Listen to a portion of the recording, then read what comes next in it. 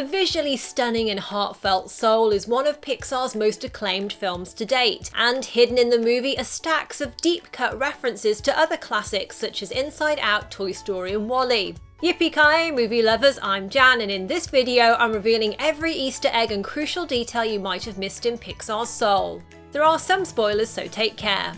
The best place to begin our Soul Easter egg hunt is in the Hall of Everything, one of the locations in The Great Before where new souls go to find their spark. In the sky you can see Charles Muntz's blimp, the spirit of adventure from Pixar's Up. Floating in the distance, and a little more difficult to see, is the Axiom from WALL-E, one of the giant Starliner spacecrafts built by and Large during the evacuation of Earth. And the monorail is a nod to Metroville and the second Incredibles movie where the city's monorail track was destroyed during the battle with the Underminer.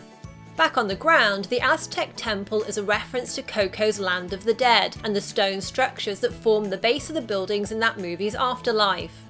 And another Coco Easter egg crops up later on when 22 is deliberately messing with humans in the zone. After she interrupts a tattoo artist, you can spot a very Coco-style skull in a portrait on the wall. The Pizza Planet truck with its distinctive red and white rocket on the roof is here in the hall. The truck originally appeared in Pixar's very first feature film Toy Story and has shown up in almost every Pixar film so far. And resting on the side of the truck is a double bass, an instrument that's also prominently on display in Joe's apartment. The garbage truck behind the Pizza Planet truck is likely a Toy Story 3 reference to the truck that Sid worked on as a garbage collector and the one that Luxo ended up on at the end of that movie. You'll find the A113 Easter egg on a set of street signs in the Hall of Everything. The appearance of A113 in Pixar's films is a tribute to the classroom at California Institute of the Arts, where many of the studio's animators studied. The suspended whale is a nod to Finding Dory, and the giant mammal on display in the indoor exhibit at the Marine Life Institute. And this orange-coloured dinghy, complete with onboard motor and two souls sitting inside, tips its hat to another scene from that movie where two workers from the Institute pick Dory out of the ocean after they discover she's caught in a piece of plastic. And further back is the Pixar Lamp, aka Luxo Jr., who made his first Pixar appearance in a short film of the same name. The lamp also appears on the production logo of every Pixar film. Next to the lamp is a black piano, an allusion to the piano Joe plays at the Half Note Club in New York. Speaking of the club, there was an Easter egg to one of its stars in Onward via a record by the Dorothea Williams Quartet in Ian and Barley's house. Because Soul's director Pete Docter also directed Inside Out, there are many shout-outs to that beloved movie in the hall. The tower with a pennant on top just behind the temple appears to be from the Princess Dreamworld castle in Inside Out Imagination Land, which was demolished after Riley's memories of it faded. And the truck is a likely reference to the same truck that the mind workers used to plough old faded memories into the memory dump. This purpley blue trampoline is similar to one which appeared in Riley's early childhood memories. There's also the Golden Gate Bridge, which Riley saw for the first time when she moved to San Francisco. And while trolleys aren't unique to San Francisco, Riley did marvel at one when it drove past her family's car as she arrived in the city. The studio chair could also be a reference to the one Rainbow Unicorn sat in at Dream Productions in Inside Out. An interesting Brave Easter egg pops up in the video played during the mentor training presentation by one of the Jerrys. We see a soul find its spark after it successfully fires an arrow into the centre of one of 3 targets, alluding to the scene where Merida demonstrates her archery skills during the presentation of suitors by firing her arrow into 3 targets. This large, curiously shaped object resembles the top-heavy rock called Willie's Butte that Doc Hudson challenged Lightning McQueen to a race around in the first Cars movie. And the cactus plants down on the ground might also be a callback to how during that race, Lightning ended up skidding out of control and falling into a cactus patch. The passenger plane is likely a nod to Everett, the jumbo jet that Mater narrowly avoided crashing into in the Cars sequel. And London's iconic Big Ben could be a reference to Big Bentley, where Mater was briefly imprisoned.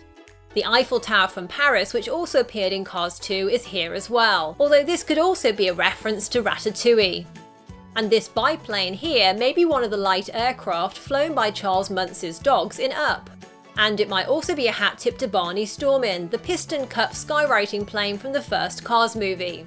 The chessboard that a couple of souls are playing is likely a shout out to the Pixar short film Jerry's Game, in which an elderly man plays chess with himself. This giant Ferris wheel is probably a reference to the fairground attraction from Toy Story 4. The canoe is likely a shout out to Pixar's 2020 short film Loop. And this large dog looks like it could be either Doug or Beta from Up. After Joe and 22 leave the Hall of Everything, they go inside Just a Box, where the iconic Pixar ball makes its appearance. The Luxo Ball is a regular Pixar Easter egg and a homage to the short film Luxo Jr. The pink flamingo in this room could also be a nod to the flamingo character Sunny Florida from Pixar's short film Knick Knack. Also in this room is 22's collection of her previous mentors' name stickers. There are a huge number of deceased real-life historical figures who in the Pixar universe once tried to help the obstinate soul find its spark. Copernicus. The world doesn't revolve around you, 22! Muhammad Ali. You are the greatest! Pain in the butt! Stop talking! My unconscious mind hates you! Some interesting names you'll find here that weren't mentioned in the movie include Joan of Arc, Confucius, Albert Einstein, the iconic soul singer Aretha Franklin, and comic book legend Jack Kirby. There's also Joe Ranft, one of Pixar's original animators who worked on all the studio's movies, as well as voicing various characters before he tragically passed away in 2005. There've been many tributes to him in Pixar movies over the years, including naming one of the scarers in Monsters, Inc. after him. There are some nice extra details in the scene where we discover that Marie Antoinette was one of 22's former mentors. Notice that 22 is holding up a piece of cake, a reference to the phrase "let them eat cake" that's been famously misattributed to the last Queen of France. Also notice how Marie Antoinette is just a floating head without a body, referring to the fact that she was beheaded during the French Revolution. Nobody can help you. Nobody! And the way she emphasises and repeats the words "no body" in this moment is a clever bit of wordplay. The scene also reminds me of the funny moment in Toy Story where Buzz bemoans being made to have tea with two beheaded dolls. One minute you're defending the whole galaxy, and suddenly you find yourself sucking down Darjeeling with Marie Antoinette and her little sister. Something particularly hard to find this time around was the cameo by John Ratzenberger, who's always voiced at least one character in every Pixar film. He's not credited in the movie, but listen very carefully as Joe walks through the Hall of You. There are several on-screen characters who tell him "sorry Joe" as they turn him down, and then off-screen in the background you'll hear Ratzenberger's distinctive voice say, We're looking for something different. There's also a fun detail in the scene where 22 tries to find her spark by experimenting with chemicals. The chemical formula for the compound behind her is theobromine, one of the principal stimulants in chocolate. And notice how the chemical reaction gives off a little cloud of brown powder. This might also be a little shout out to Russell and Kevin from Up, who are both chocolate fans, especially as that movie was directed by Pete Docter, the director of Soul. Another Pixar movie that Docter directed was Monsters, Inc., and there's a moment in the U seminar that links back to that film. After souls are paired up with their mentor, Jerry conjures up a door and sends them through it, instantly transporting them to another location. This portal-like quality of doors in The Great Before is similar to how they work at the Monsters, Inc. factory, where monsters can cross over into the human world through doors. And this detail is crucial for how Soul fits into the Pixar theory. More on that later. Although many of the personality pavilions in The Great Before were designed to be abstract looking, a few of them were deliberately given specific shapes by Pixar's animators. So the Aloof Pavilion is shaped like a nose pointed up in the air, and there's also a little icon of a person with their nose pointed up just above the entrance. There's a clue to spiritual sign twirler Moonwind's ability to project his consciousness into the astral plane via the words on his t-shirt, "Living the Dream." The CND peace symbol pin that he wears on his jacket is also the design of the anchor for the ship he navigates whenever he gets in the zone. And a much older peace symbol, a giant dove with an olive branch, forms the figurehead of that ship. The name of the group that Moonwind commands, Mystics Without Borders, is a play on the name of real-life organisation Médecins Sans Frontières, aka Doctors Without Borders. Much of Soul also takes place in New York, and there are many Pixar Easter eggs hidden around the city. For instance, on the subway there's an ad for a company called Brang with the slogan, "What did you brang?" This is an ingenious Easter egg to Riley's father from Inside Out, as Brang is the name of the tech startup company he joined in San Francisco. There's an Easter egg to Luca, Pixar's next film after Soul, in the window of a travel agency that Joe walks past. The poster is a painting of an Italian seaside town with the words "Visit Porto Rosso." Luca is a coming-of-age story set on the Italian Riviera. When Joe discovers he's in a New York hospital, there's a subtle clue that 22 will end up in his body if you look at the monitoring machine by Joe's bedside, because the model is a SmartView PX22. And it's no coincidence that 22 is chosen for the name of the soul that Joe mentors, because there've been a total of 22 Pixar feature films prior to the release of Soul. There's a lovely moment in the movie when Joe, via 22 who's in his body, has a heartfelt conversation with his mother. On the wall in the room where this happens is a little picture with the motto "Sewing mends the soul." It might be a common saying, but it also has a double meaning in this moment, because this conversation with Joe's mother is crucial for 22 finally coming round to understand the pleasures of living and life on Earth. And so this scene literally mends the soul that we know as 22. There's a funny moment when Joe as Mr. Mittens goes to fetch a slice of pizza for 22, and as he returns, he sees a rat dragging a piece of pizza along the floor, an amusing reference to the pizza rat meme that went viral in 2015. Also here is an interesting bit of graffiti which looks like it might be a second A113 Easter egg. I can't say for sure as the potential A is more of a triangle here, but the A113 Easter egg did appear as a graffiti in Inside Out, which as I mentioned earlier was also directed by Pete Docter. There's an interesting potential connection between Soul and Toy Story 4 that you can see via the name of the removal company Move It, whose truck's on the road where Joe falls down the manhole. It seems plausible that the Move It removals business could be connected to the Ship It delivery company, which had a truck parked outside the antique store in the fourth Toy Story movie. Ship It first appeared in the Toy Story of Terror short, where a courier working for the company was picking up packages from the Sleepwell Motel.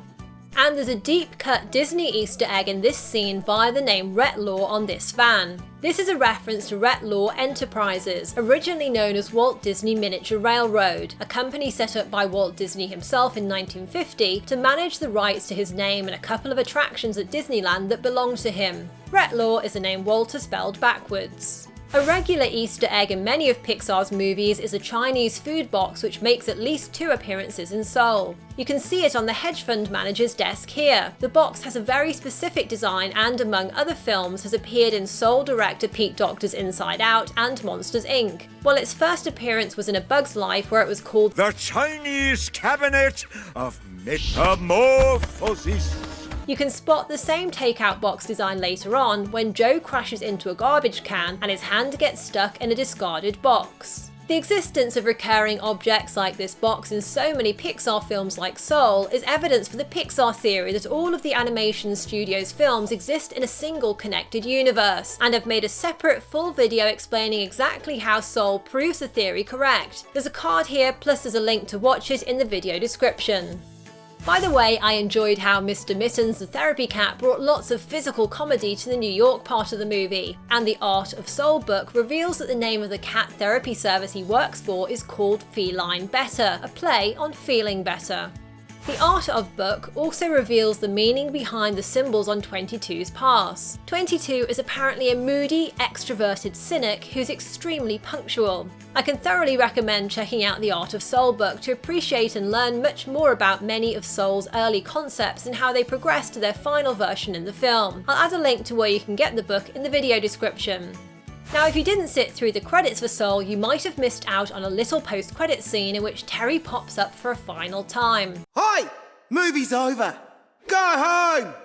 This is a joke in the spirit of the post-credits scene in Ferris Bueller's Day Off and also Deadpool, which itself riffed on that John Hughes film. And it's clearly intended for the traditional cinema experience, so it doesn't work quite so well watching at home on Disney+, though it is a fun little reward for those who sit through the credits. Now, what other Easter eggs or cool details did you spot in Soul, and how do you rate it among your favourite Pixar movies? If you enjoyed this, then a thumbs up is hugely appreciated. Next, tap left to see how Soul proves the Pixar theory that Boo from Monsters, Inc. travelled back in time to become the witch in Brave, or tap right for something else you're sure to like. Thanks for watching and see you next time, yippee-ki-yay movie lovers!